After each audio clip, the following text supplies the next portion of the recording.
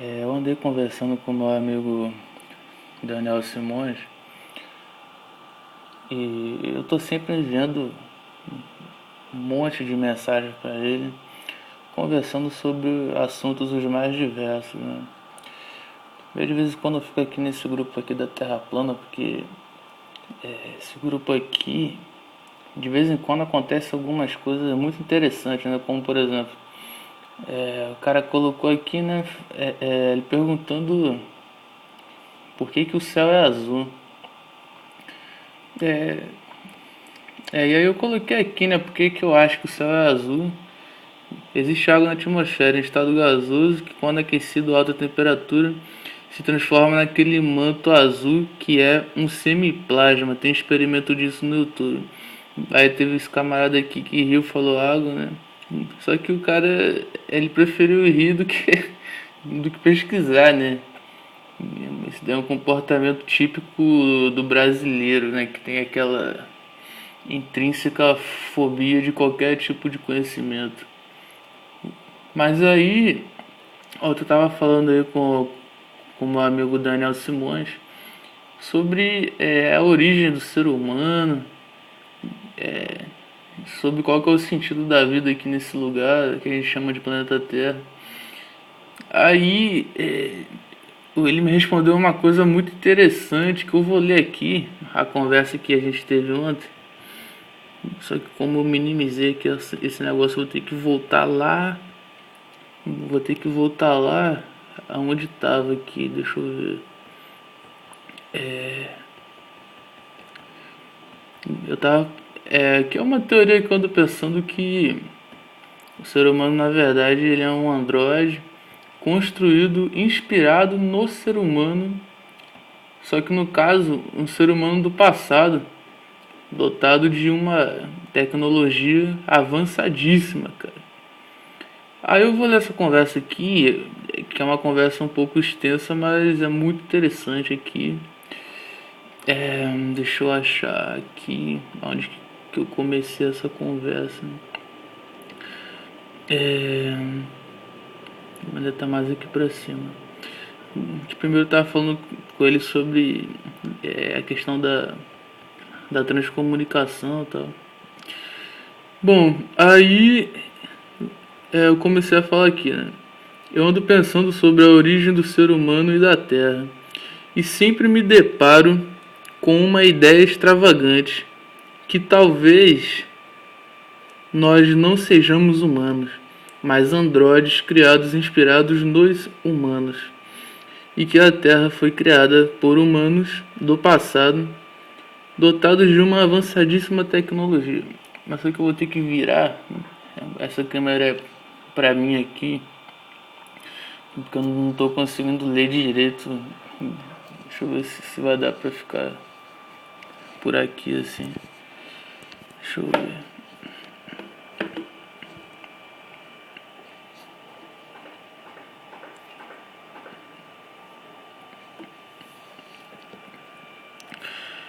Bom, deixa eu ver se vai me captar. Bom, deixa eu ver.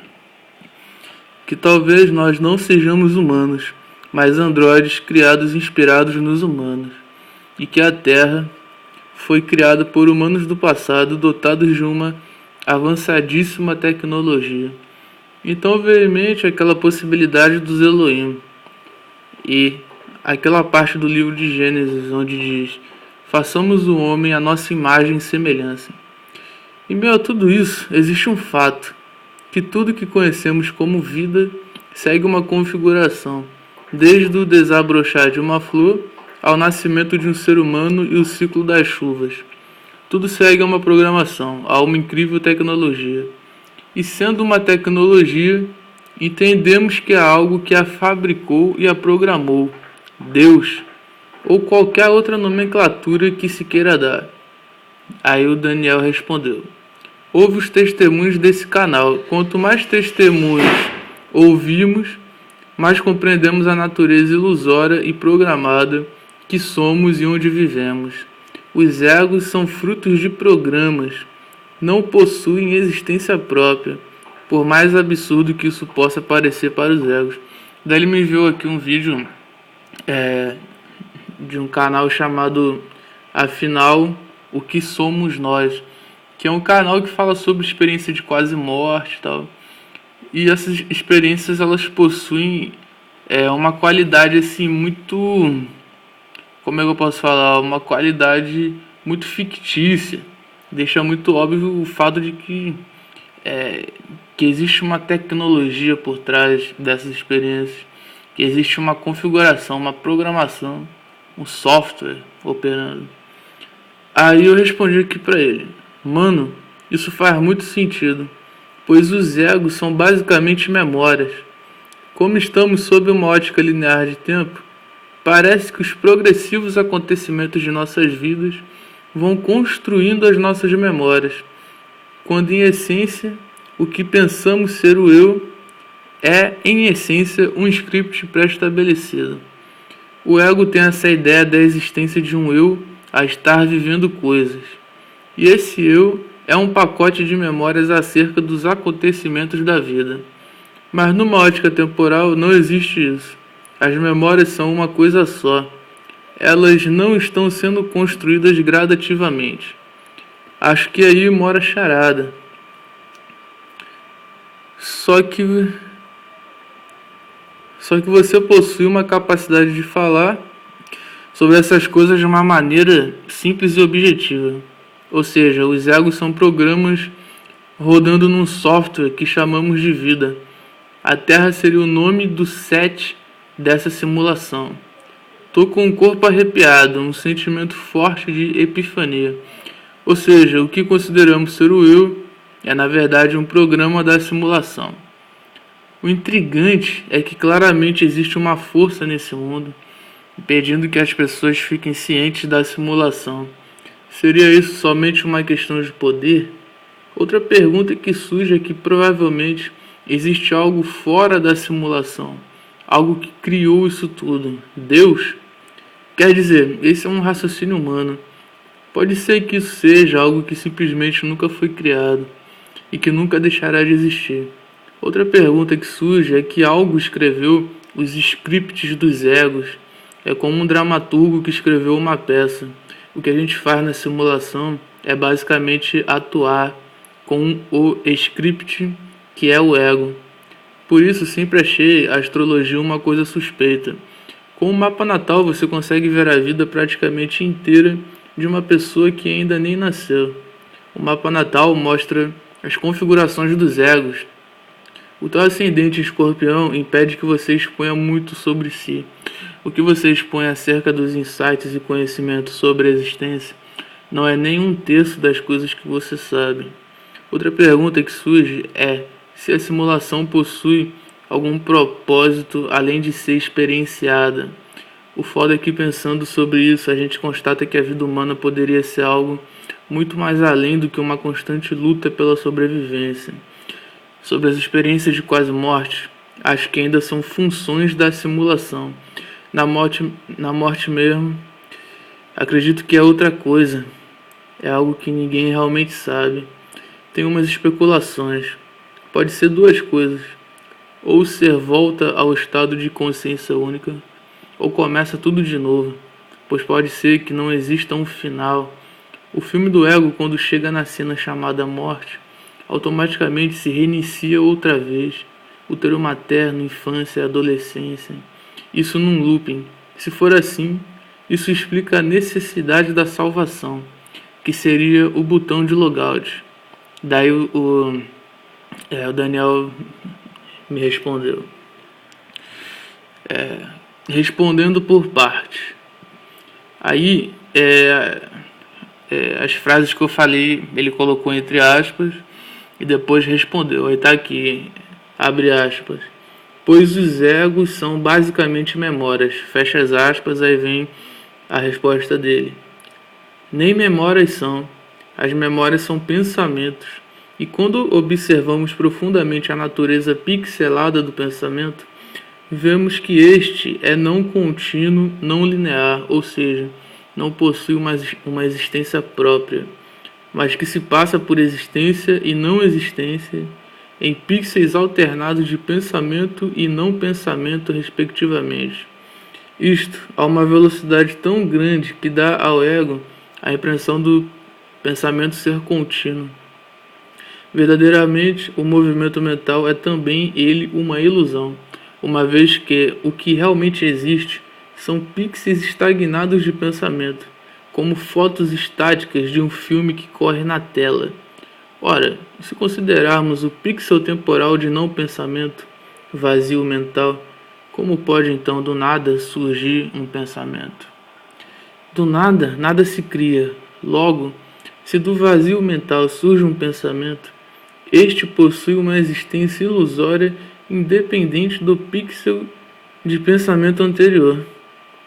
A interdependência entre pixels de pensamento é uma ilusão gerada pela velocidade com que estes se manifestam para o ego, o que proporciona a percepção de tempo linear. Ou seja, o pensamento, na verdade, é um programa que está em operação dentro da simulação, dentro do ego. É como se fosse um aplicativo do ego. É um filme que fica correndo na cabeça do ego, digamos assim. Daí o Danny Boy continua. Com a meditação, medita traço a ação, movimento do pensamento, concentração, concentra a ação. A ação, movimento do pensamento no centro de si. A desaceleração do ilusório movimento mental acontece e a pixelização é apercebida. A pixelização, apercebe-se o pixel de não pensamento. O pixel de não pensamento é a porta de saída da matrix de multiversos multidimensionais. Ou seja, uma parada muito interessante que ele falou, né? Que no não pensamento existe o vazio que te leva para fora da simulação, porque a simulação é um fluxo mental operando de maneira contínua, mas como a programação da simulação é uma coisa binária, existe, não existe, existe, não existe, então na mente existe sempre um gap, um espaço por onde você pode penetrar e sair da mente. Só que como a gente vive num delírio perene, a nossa mente está sempre trabalhando e a gente nunca nem ao menos tenta, né, meditar. Mas uma chave possível é pela meditação, né, como o Danny Boy falou. Aí ele continua aqui, abre aspas. Quando ele abre aspas, né, uma frase minha que eu falei, ele copiou, tal. Abre aspas. Como estamos sob uma ótica linear de tempo, parece que os progressivos acontecimentos de nossas vidas vão construindo as nossas memórias, quando em essência o que pensamos ser o eu é, em essência, um script pré-estabelecido. O ego tem essa ideia da existência de um eu a estar vivendo coisas, e esse eu é um pacote de memórias acerca dos acontecimentos da vida. Mas numa ótica atemporal, não existe isso. As memórias são uma coisa só. Elas não estão sendo construídas gradativamente. Acho que aí mora a charada. Só que você possui uma capacidade de falar sobre essas coisas de uma maneira simples e objetiva. Ou seja, os egos são programas rodando num software que chamamos de vida. A Terra seria o nome do set dessa simulação. Aí vem a resposta do Daniel. Os egos são pixelizações da existência. Tudo aquilo que constitui o ego, entre parênteses, pensamento, sentimento e biologia, é de natureza pixelada, de manifestação e não manifestação. Ora, se nada existe no ego que se possa apresentar como tendo existência permanente e contínua, nada existe no ego que se possa apresentar como real. Assim, o próprio ego, com seus imensos constituintes, todos eles de natureza pixelada, é também ele de natureza pixelada e sem existência própria. Cada pixel de memória, cada pixel de pensamento, cada pixel de sentimento, cada pixel de coordenada das partículas subatômicas, tudo isso é instantâneo e apenas existe no pixel temporal. Muito interessante, velho. Em que se manifesta. Após isso, um intervalo, um pixel de não existência se manifesta, para de seguida um novo pixel de existência surgir completamente, independente do pixel de existência anterior. Ou seja, os egos nada mais são do que pixelizações estáticas de tempo, manifestando-se e desmanifestando-se completamente independentes uma das outras. Não existe nada de linear e contínuo na existência egóica nos multiversos multidimensionais. As diversas dimensões mentais ou espirituais mudam a percepção temporal no ego, mantendo ainda esta natureza pixelada. A mente ego foi criada, programada para não aperceber os pixels de não existência em tudo o que a constitui, principalmente no pensamento, e em tudo que constitui os multiversos multidimensionais. Por quê? Porque o pixel de não pensamento é a porta de saída, a porta de libertação. Ou seja, é aquela coisa, né? A gente vive na ilusão de um tempo linear, porque a gente está dentro do tempo. Então a gente tem essa ilusão de um passado, presente e futuro. Mas na verdade, o que existe é tudo acontecendo no mesmo momento, num eterno agora. Então,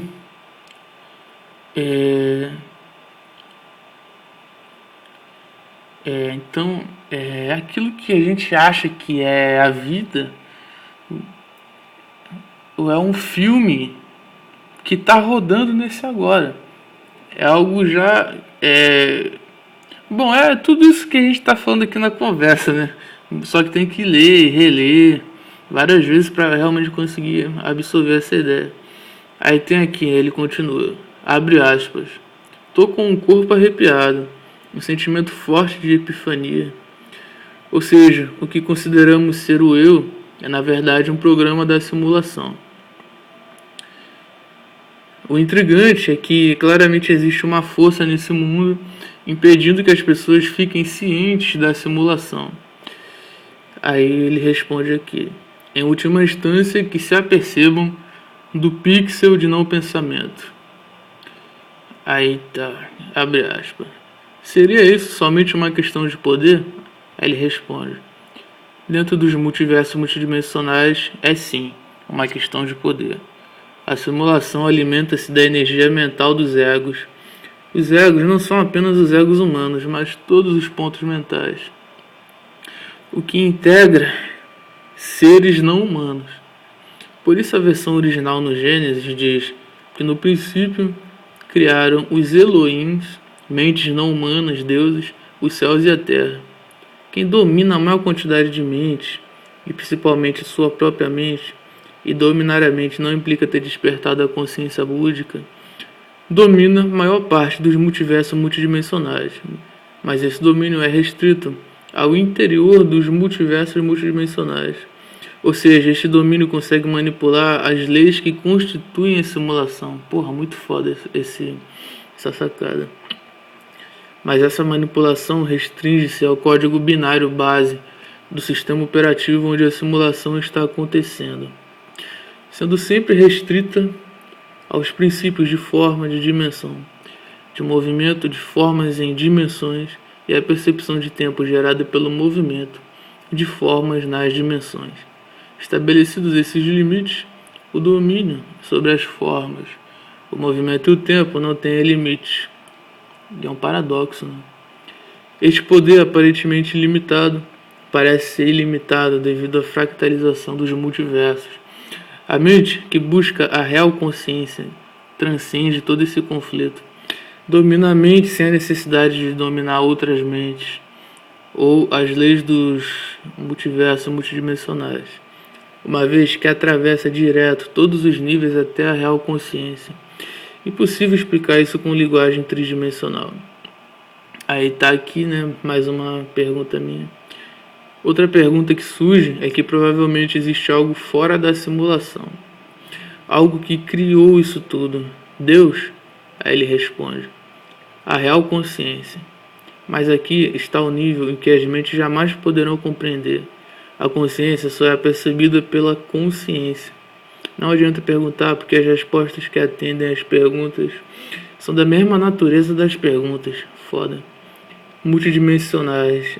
A resposta que está buscando surge com a perfeita concentração onde o ego-mente se extingue. Aí tá aqui mais uma pergunta minha. Quer dizer, esse é um raciocínio humano. Pode ser que isso seja algo simplesmente que nunca foi criado e que nunca deixará de existir. Aí ele responde: o que realmente somos, consciência única, jamais foi criada. Aí uma outra pergunta que surge é que algo escreveu os scripts dos egos. É como um dramaturgo que escreveu uma peça. O que a gente faz na simulação é basicamente atuar com um script que é o ego. Por isso sempre achei a astrologia uma coisa suspeita. Com o mapa natal você consegue ver a vida praticamente inteira de uma pessoa que ainda nem nasceu. O mapa natal mostra as configurações dos egos. Ele responde: sim, isso é uma revelação clara de que vivemos num sistema pré-programado. Aí uma outra fala minha aqui: o teu ascendente escorpião impede que você exponha muito sobre si.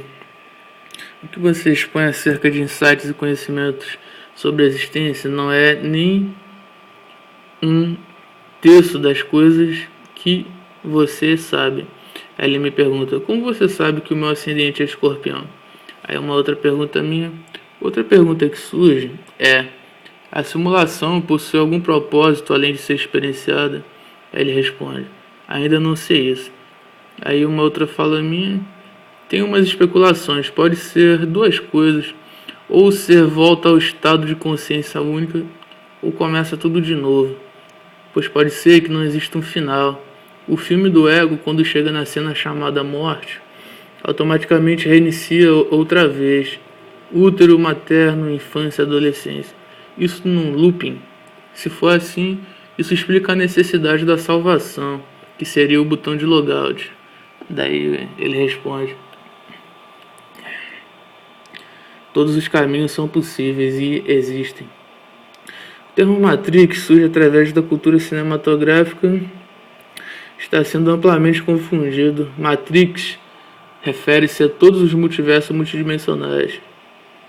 No filme, transmite-se que o Neo libertou-se da Matrix, mas verdadeiramente ele libertou-se de um nível da Matrix para outro nível, uma vez que continuou condicionado aos multiversos multidimensionais de forma, dimensão, movimento e tempo. Os caminhos que se apresentam como libertação são imensos, infinitos talvez, mas apenas um conduz à real libertação. Cabe a cada um intuir onde está a porta de saída. Um arco de 1 metro flutua em um imenso oceano. Uma tartaruga nada nas águas e vem à superfície uma vez em cada 100 anos. A probabilidade da tartaruga enfiar a cabeça no arco é comparável à probabilidade do ego encontrar a porta de libertação. Cuidado com os falsos mestres e os falsos ensinos. Aí eu respondo aqui, né? Incrível, mano. São informações que preciso ler mais de uma vez para absorver. O teu ascendente você me contou faz um tempo. Eu tenho uma memória boa, Mercúrio em Escorpião na 7. Ele falou: ah, é verdade.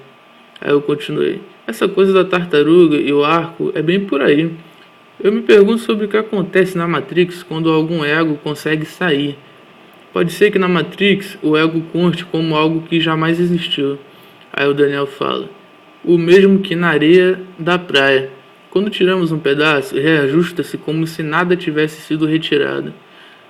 Aí eu continuo: suas informações desaparecem daqui. Sim, pode crer. Aí ele fala: elas permanecem, tanto que há registros de Budas. Aí eu falo: esses são os Bodhisattvas, né? Mas se você saísse hoje da Matrix, aí ele fala: sim, Budas que não se dissolveram completamente para resgatar outros egos. Aí eu falo: acho que a sua história aqui seria dejetada. Na minha mente, eu nunca teria te conhecido. Aí ele fala que ela permaneceria, mas a Matrix continuaria funcionando reajustada. Aí ele fala, mas quem sabe? Aí eu continuo, pois penso que é muito perigoso para a Matrix se ela manter o registro de um ego que se libertou, pois outros egos podem seguir seus passos.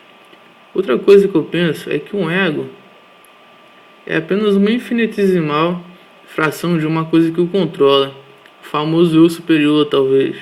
O que eu percebo nas realidades paralelas é que os cristianos vivem vidas muito similares e se comportam de modo muito semelhante. São reações em cadeia, onde o que um faz, todos fazem. Aí o Daniel fala, Buda não só se libertou completamente porque os bodhisattvas lhe pediram para não o fazer e permanecer conosco.